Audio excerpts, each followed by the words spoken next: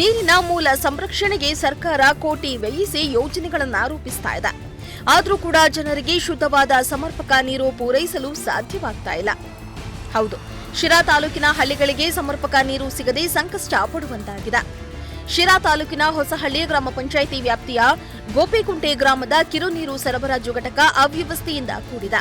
ನೀರಿನ ಯೋಜನೆಗೆ ಕಳಪೆ ಗುಣಮಟ್ಟದ ಪೈಪನ್ನ ಬಳಸಿಕೊಂಡಿರುವುದರಿಂದ ನೀರು ನಿರಂತರ ಉಕ್ಕಿ ಪೋಲಾಗ್ತಾ ಇದೆ. ಆದರೆ ನೀರು ಪೋಲಾಗ್ತಾ ಇದ್ರೂ ಕೂಡ ಅಧಿಕಾರಿಗಳು ಮಾತ್ರ ಯಾವುದೇ ಕ್ರಮ ಕೈಗೊಳ್ತಾ ಇಲ್ಲ.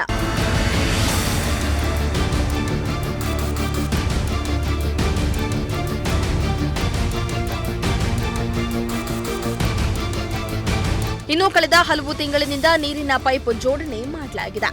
ಆದರೆ ಪೈಪ್ಗಳಿಂದ ನೀರು ಉಕ್ಕಿ ಬಂದು ಪೋಲಾಗ್ತಾ ಇದ್ರೆ ಒಂದೆಡೆ ಪೈಪ್ಗೆ ಕವರ್ ಸುತ್ತಿ ಹೋಗ್ತಿದ್ದಾರೆ ಹೊರತು ಪೈಪ್ಗಳನ್ನ ಸರಿಪಡಿಸುವ ಗೋಜಿಗೆ ಹೋಗ್ತಾ ಇಲ್ಲ ಎಂದು ಸಾರ್ವಜನಿಕರು ಆಕ್ರೋಶ ಹೊರಹಾಕಿದ್ದಾರೆ. ಇದಲ್ಲದೆ ನೀರು ಅಷ್ಟು ಪೋಲಾಗ್ತಾ ಇದ್ರೂ ಕೂಡ ಅಧಿಕಾರಿಗಳು ಕಂಡು ಕಾಣದಂತೆ ಹೋಗ್ತಿದ್ದಾರೆ.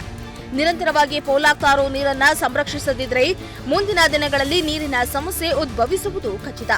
ಹೀಗಾಗಿ ಅಧಿಕಾರಿಗಳು ಎಚ್ಚೆತ್ತುಕೊಂಡು ವ್ಯರ್ಥವಾಗುವುದನ್ನು ಸರಿಪಡಿಸಬೇಕಾಗಿದೆ. ಶ್ರೀಮಂತ ಪ್ರಜಾಶಕ್ತಿ ಟಿವಿ, ಶಿರಾ.